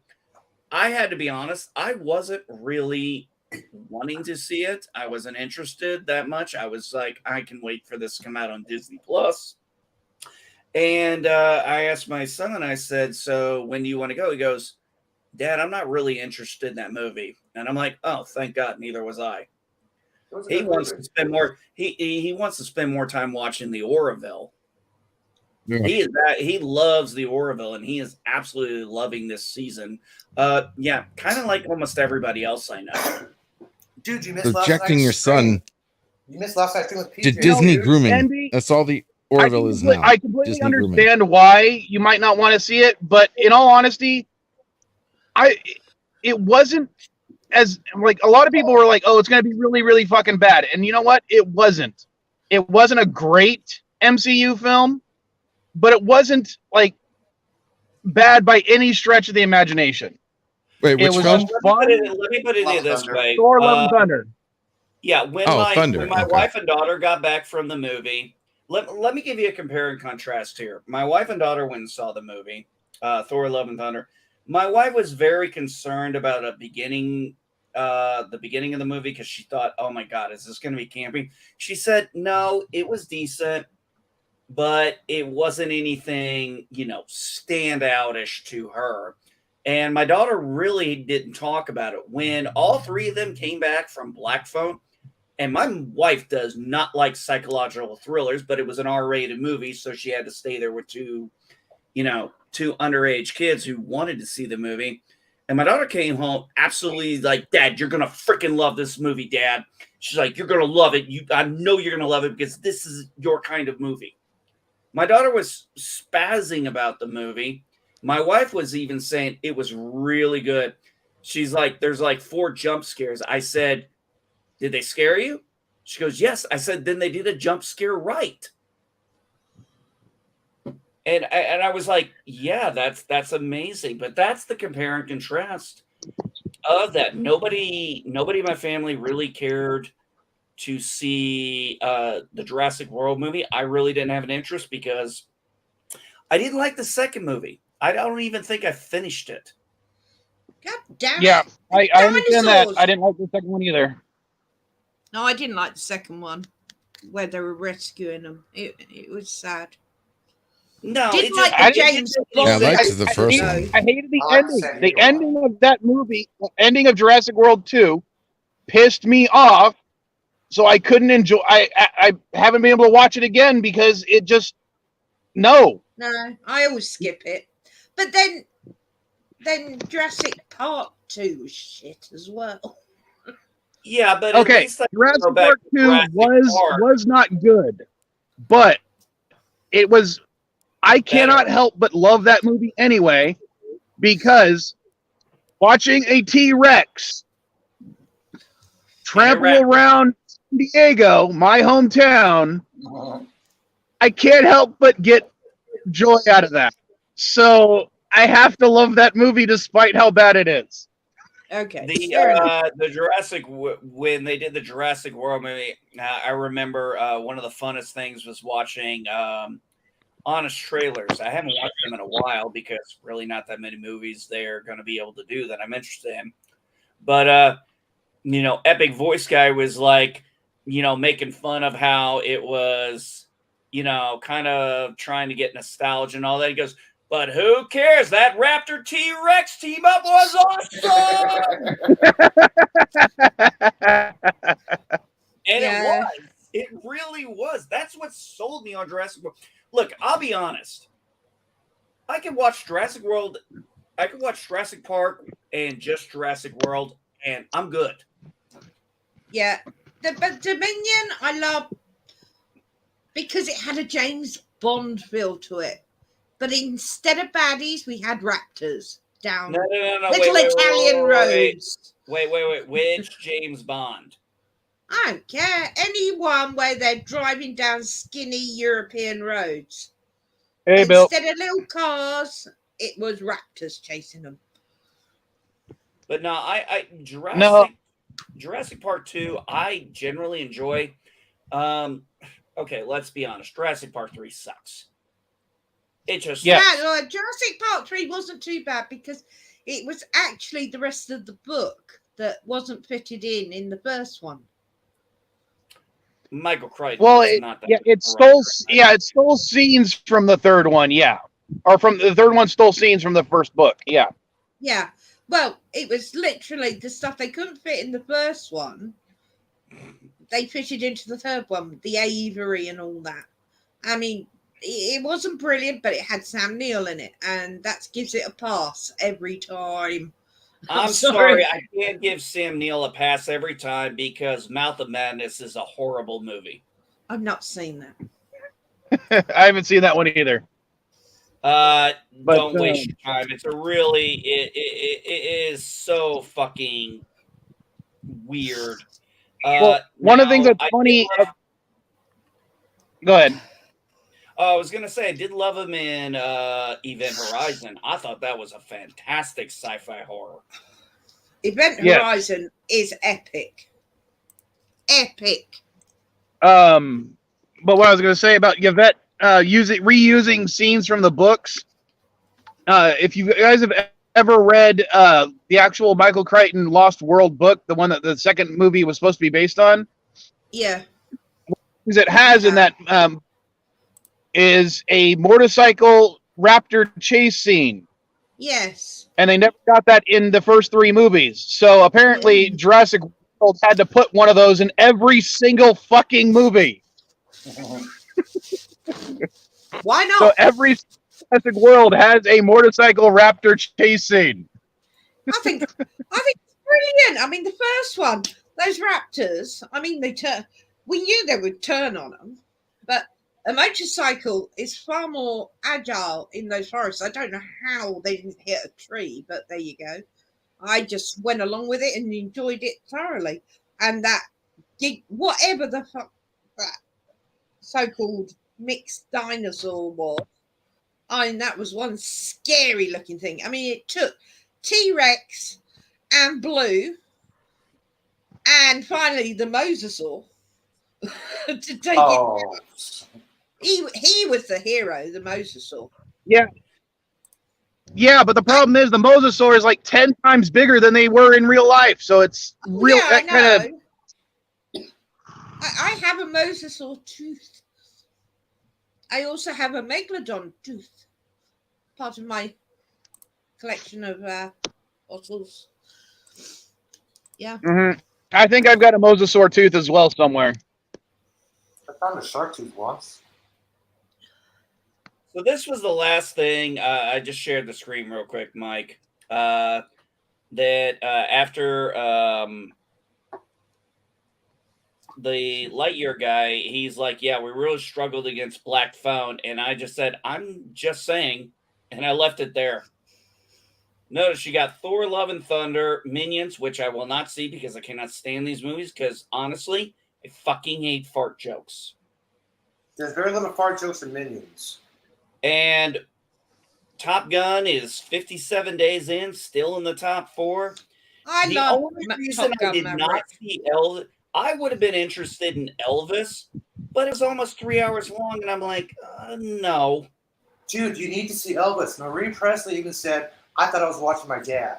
This is how good No, I'm not saying I won't watch it. No, trust me, I'm going to watch it. I didn't feel like I could spend 3 hours in theater watching it. Yeah, no, me neither. I really have to be a diehard Elvis fan or an historian of that to really want to, do that for 3 hours. I'm going to watch it when it drops. Yeah. Pulse of Fury, I remember seeing the trailer for that, and I was like, oh my God, another one of those Kung Fu Pandas. Believe it or not, I don't really like a lot of the movies, the animated movies that company puts out. Black Phone is still number 7. Black Phone is number here. Jurassic World is here. And I'm just kind of looking at Black Phone. Black Phone's been around 29 days. Lightyear was out 36 days, and Black Phone is still there. And yes, Black Phone did not make as much money as Lightyear did, but let's be honest, it probably was on a much, much, much smaller budget. What about The Gray Man with Gosling and Evans? I haven't seen that yet. Has that been sent on the streams yet? Yes, it's already on Netflix. It came out I have not seen that yet. I'm currently watching. I'm currently focused on Burn Notice because it's one of those shows that I did not get to watch when it was on, and I'm thoroughly enjoying it. I'm on season 3. Me and a guy I talked to, who's a fan of my channel, PCAT, we are talking about it. We're kind of conversing back and forth on different things, but I am absolutely loving Burn Notice. I was not. Yeah, I recently rewatched it, MB, and for the first 2 or 3 seasons, one of the things I think is really funny about it was that show was originally made right when like cell phones usage started taking off, especially when it comes to smartphones. So it's like half the stuff that they're doing, you can literally do now by downloading an app. Yep. Have you guys seen For All Mankind? They have video conferencing phones in the 90s, but yet in the early 90s, they finally figured out about the slingshot maneuver. I'm like, what the fuck is going on with the science in the show? One of the things I'm really enjoying is the absolute beautiful chemistry between the 4 main characters. Between Maddie, Sam, Fee. And the moment I saw the actress who played Fee, I was like, I remember her from the movie If Looks Could Kill. And I'm like, she is hotter now than she was in the 80s. She aged in that fine wine. But her fake, I know in the context of the show, she's actually Irish, but her fake Irish accent is just awful. Yeah, I will give you that. Mike can do a much better Irish accent than she can. No kidding. It's weird. No, because I just got through the episode where her brother showed up from Ireland and he had to play Michael McBride again. Because she didn't tell him. And it was just a really good episode. And I love how he does things because, his mom, I love his mother. Okay. And I just finished the episode I finished the episode. I was like watching one episode and all of a sudden I saw who his mom was visiting. And I hit my friend up on DM. I'm like, holy shit, it's Cagney and Lacey. Time daily. It's time. Mike. What up? Sorry to bother. I had to get a word in. I'm going to go drug my mother, so I'm going to drop out. Hey, Bill. Alrighty. Hey, Bill. Thanks for having me. And don't forget to send me the list. Thank you for being here. My pleasure. Grandpa. Take care of you, Vet. Sincere apologies, and my thoughts are with you. Thank you, Yvette. I appreciate it, love. Yeah. If you want any more details, just get with me on Facebook, because you're one of the people I actually have both on Twitter and Facebook. No offense, folks, but just because I have you on Twitter does not mean I'm going to link to your Facebook account. That's where because that's where I spend most of my time with my family, and I'm very selective of who I allow to know who my family is. Oh, I don't blame you. I mean, I only have like a very small amount of people on my personal Facebook. And yeah, I don't think I've shared that with everybody. The only thing that's been shared is the SD Game Swaps page on Facebook. That's it. I do not have a Facebook. All right, guys. Have a great night. If I don't see you again, but I'll probably be bobbing after I've sorted Mother out. Well, drugged her at least. I'll be backstage at some point. All right, darling. All right. Oh, you are there. I'm here. I'm putting together some kind of group. Okay. Have fun. All right. You take care, everyone, and I will be here next week as long as you let me know what time. Love to you, Crimson, as well. Bye. Have fun storming the castle. You think it'll work? Eli, you were supposed to pick up on that. Not a chance. I was sending a text message. Sorry, I got a text and typing at the same time. All right, try that again, Elihu. Have fun storming the castle. You think it'll work? Nah, that's scary. One of the it'll take a miracle. It's been a while, okay, man. One good news we did get a little while back from my mom is the place she was renting from was selling the house, and the landlord gave my mom first dibs, and they closed on it about a month ago. So nice. For the second time in my mom's life, she now owns a house, and my mom is about to be 62. So I was very happy for her because she did not want to move. My mom's been in Jacksonville, Florida since we left Germany back in the 80s, and she never left. It was always so funny when she'd say, I'm thinking about going here, I'm thinking about that. I'm like thinking, Mom, you're never leaving Jacksonville. Florida, America's way. Must stand it. Look, Jacksonville. Thank you for. I was going to say thank you for killing the panel with that excellent joke, Elihu. Ba-dum bum. Oh, ow, ow, ow. All right. Anything else you guys want to talk about for the next 20 minutes? Because I do have to end the stream after 2 hours because I'm helping the younger Vile Kid's mom move. Oh, what do you think about the new Marvel lineup that was announced yesterday? I already did a video on. I already haven't seen it. to answer your question, Elihu, I did a video on it real quick. Look, She-Hulk, I'm going to be honest. I loved the actress in Orphan Black. Absolutely loved her in that. But I can't really feel any excitement for this because to me, She-Hulk was never comedic when I was reading it, because the only She-Hulk I read as a kid was Savage She-Hulk. And that was not comedic. Everything that's your problem, NB, because almost all her books were comedic. Yeah, dude. That was the only one I ever read. She's even breaking the fourth wall in the promo.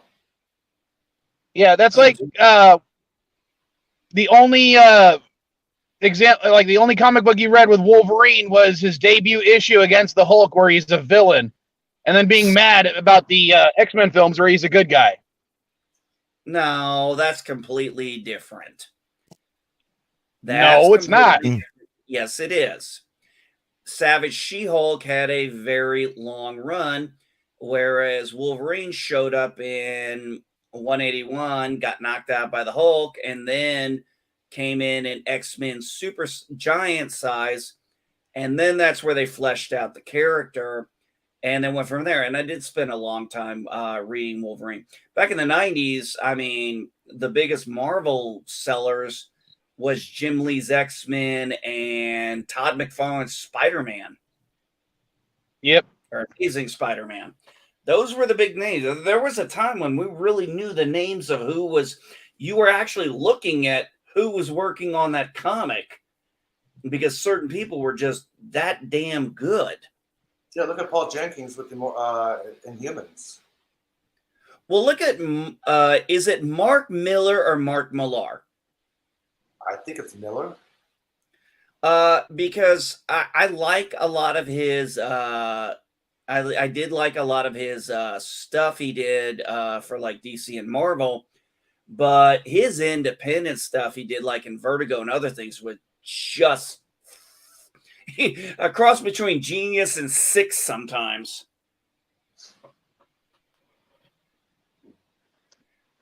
But as far as everything else, going through it when I did my review of that,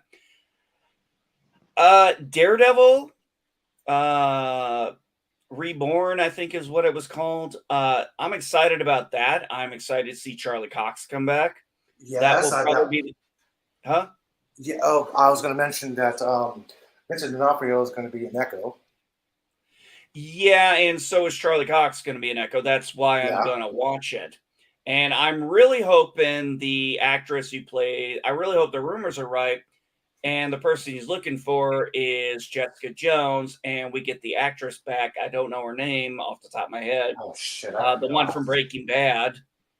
Yeah, I remember that show. She had a thing with Luke Cage. Because those were actually my two favorite of the eras there. I did love The Punisher. Luke Cage, I'm sorry.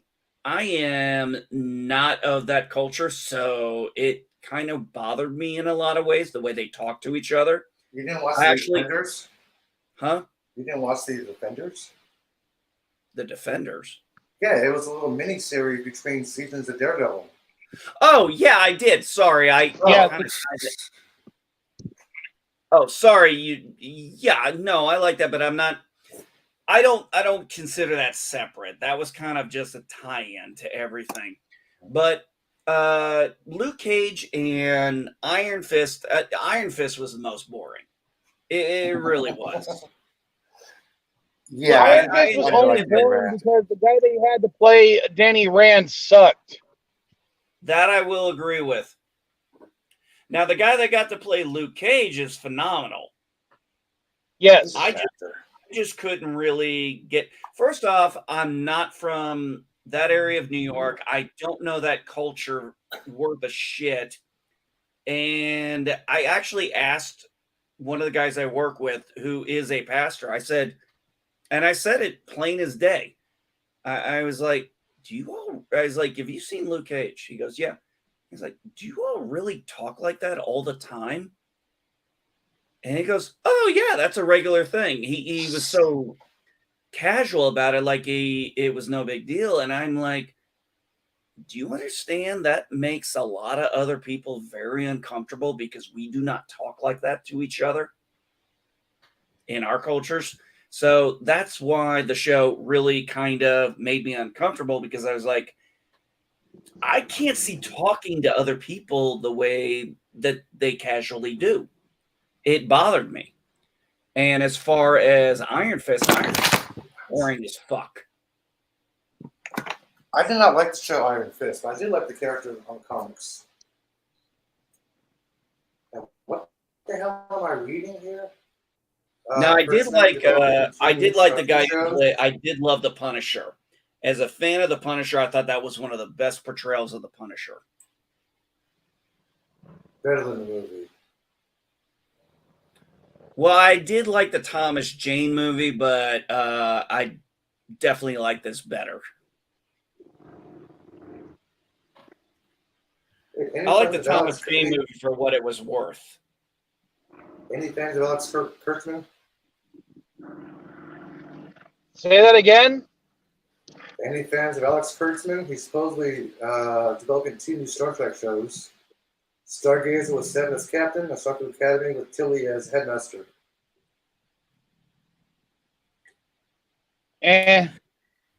No. I'll wait. Honestly, More info. No, honestly, when I saw the whole thing with Picard season 3, I retweeted. I said, if you had done this in S1 of Picard, I might give a shit, but it's too little, too late for me. I don't care. Listen. I made this very clear. When it comes to the Star Trek, Star Wars, I'm done with that shit. I'm done fighting about it. I'm done talking about it. I'm done hearing this bullshit conspiracy theories. I'm done with the fights. If you like it, fine. Tell me why you like it. Let me tell you why I don't like it. And let's just leave it alone. I'm not going to sit here and get into these debates anymore about this. I fucking hate it. But I also said this in one point. It's time we let the fuck go. Really, when it comes to especially Star Trek, it's time we let the fuck go. They're never going to go back to what we wanted. We have 6 shows, over 725 episodes, and 10 movies. Let them do what they want. We've got what we have. Hey, anybody going to San Diego Comic-Con today? If you are, stop by the Discovery booth and say, "Oh wow, you get a free poster."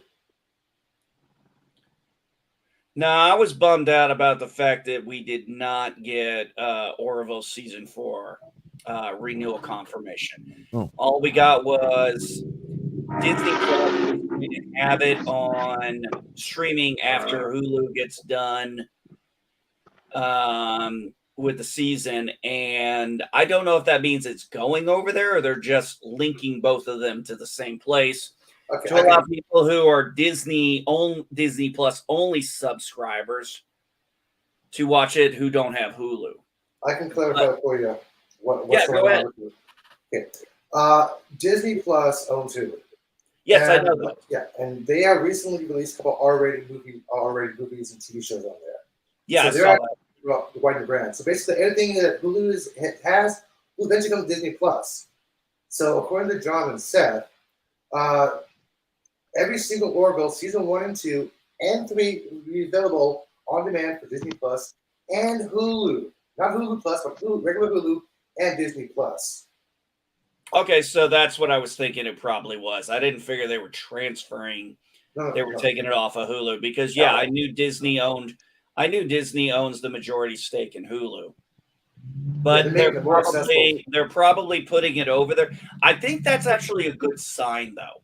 Because that means, we didn't get the renewal, but if you're putting it over here on the Disney Plus for the people who don't have Hulu, this might actually get it, a broader appeal. So I'm still holding out hope, but this is the first show since Sons of Anarchy I've given a shit this much. I'll give you an example, Mike. Have you seen the latest episode, Midnight Blue? For Orville, no, I haven't watched anything of Orville yet. At least for season 3. You've been too busy working 9 to 5. No. I'm talking about a lot of time in freaking Yuma, so I haven't had time. So I've been watching it quite regularly, and I watched the episode, and you know, I am that invested in these characters that what it was happening to Topa, I was about ready to throw my fucking laptop across the room. That's how angry I was getting. But did you love the special cameo? Yes, I did. Of course I did. You out of your fucking mind? When I saw the cabin, I listen to country music. So when I saw the cabin, I was like, oh, no way. Did they really get her? Yes, the set was flown to Nashville and reassembled for Dolly because she couldn't travel. According to John, this is what he said last night, that Seth was working. He got a lot of no's, but that being said, he finally got a yes with the rain business to ship the set into the building in Nashville for Dolly. And he even did something nice. He CGI'd her face and made her look younger. As a 90s version, if you notice that. No, she looked great. Yeah, that was the only CGI done. Even Dolly said she looked fit. Even Dolly commented in the picture, she's like, they made it look amazing. She was very happy to do it. And I love her interaction because the way Havana thinks what Ed's trying to do. And she goes, well, I may be lots and but I got all the knowledge of every historical thing. So I may not be real, but I'm still all Dolly. I'm like, this is so Dolly Parton. She's just being herself. I'm glad we got a song from her at least. Oh, God, was that so beautiful. Oh, hell yeah. But, okay, that song with the scenery of going out like that from the gas area, I was tearing up. I was like, this is so fucking beautiful. That was one of the best cameos ever. Now, I will say my favorite line of the movie, of that episode. You are liars. You are butchers. And you must answer for your crimes! So I have this to say. Spoiler, Mockless, you're fired! Earphones. I'm sure that'll make sense for me in about 2 weeks. Oof. Yeah, it will. It will. It was a powerful episode. I would still. I'm going to say this. I don't say this very often, but in my opinion, this has been a masterpiece of sci-fi writing, acting, directing, character development. When that scene with Clyde and Elihu. Oh, at the end? Shit. Were you crying? Yeah, how is Talia going to respond to this now? Because she fucking hates Clyde with a passion. No spoiler. Yeah. No, I'm just saying, you bring some tissues for that. Because there's a reason why it's emotional impacting from a few episodes earlier. But that scene had me crying. I actually was like, okay, I got to start keeping Kleenexes here because it was just powerful. Oh, and Brandon Braga did confirm the shot of the Orville exiting hyperspace. He worked diligently and hard to keep it out of the trailer for surprise everybody. It was. I mean, this every episode has just been, getting better and better, and I'm like, they've really hit their. I think they've kind of hit their peak here. And this is one of the best. The last time I was this invested in characters, cared this much, was when I was watching Sons of Anarchy. That's how long it's been.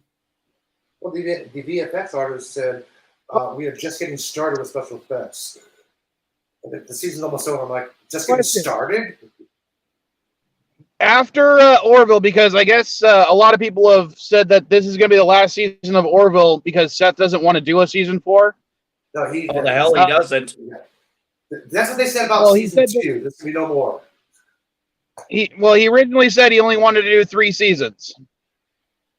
And that was during season 2. So if he's changed his mind since then, I'm all for it. But would you guys have a feeling, or what would you guys say about the writing staff of the Orville being completely transferred over to Star Trek and doing an actual Star Trek show? You mean they're gonna improve the show? Wow. If you could get the crew from doing the Orville to go over to do Star Trek. Oh, this is vile. Oh God, that would be amazing. That would be absolutely amazing. The one beautiful thing about hey, Mrs. Vile, one of the most amazing things is this has such a Star Trek feel, but it has the one advantage of not having any of that weight. I'm going to say this one thing. I'm not going to try and spoil it, but a few episodes back, Elihu, that Malloy scene when it panned over to the picture. Oh. Yeah, you know what I'm talking about. Yeah. Do you know what I was doing right then and there? Begging. Begging that they didn't do what I was afraid they were going to do. Yeah, nobody answered my question about the time paradox. I'm like, come on, answer the question. They can't answer the question. That's the whole problem. But really, seeing Malloy like that was so different. I loved it. And then I know people were pissed about the end. I'm like, okay, I can explain that very simply. I'm not going to, because if I do, I'm going to spoil it for Mike. You will spoil it if you try to explain it, but I know what you're talking about. Yeah, you know what I'm talking about. I know you do. So basically, to sum it all up, Mike, watch the Orville. Well, I promised Caddy and her friend that I would watch it with them because I got them into this show, so we have to get all three of us together, and it's just been kind of hard to do that lately. Well, you will enjoy one certain scene where there's about 200 extras in a huge room in front of a stage. No, I'm talking about MB. The fans asked and Seth granted it. Yes, he did. Oh, I was so happy he did that. This has just been an amazing season. Completely. I really, we waited 3 years, almost 3 years, and it's like you really paid off to the fans. Dude, Peter Megan deserves an Oscar or an Emmy for those last 2 episodes. Yeah, I don't know how that works, but yeah, that if this doesn't get some Emmy nominations for some of these episodes, I'm gonna tell you right now, the Tale of Two Topas needs a fucking Emmy. Yes, not just for makeup and special effects, but for acting, especially with I just said his name. Shit. Oh, it's been a long night. Sorry, man. The key thing here is I'm actually doing something we haven't done in a long time. We only really can do with certain shows is we're saying titles and we actually know what the hell we're talking about. Yeah, it's becoming the Star Trek New Generation. Oh God, I thought Tale of Two Topas was a fucking masterpiece. It was. I'm looking forward to the next week's episode. We got 2 more left, bud. My son still hasn't seen Midnight Blue yet, and I'm like, get off your ass and freaking watch it, man. But yeah, I think after the season's over, Elihu, I'm gonna sit with my son and we're gonna watch all 3 seasons again together. Binge watching. Somebody's plane is going overhead. Yeah, that's me. All right, but I'm going to go ahead and end the stream on that note, only because, as I said, I got to help some the Vile kids move. They're moving into a new place, and I got to help. Okay. So, boss. Hey, later, folks. Take it easy. Later, weirdos. Hey, Elihu, can you stay real quick back stream? Yeah.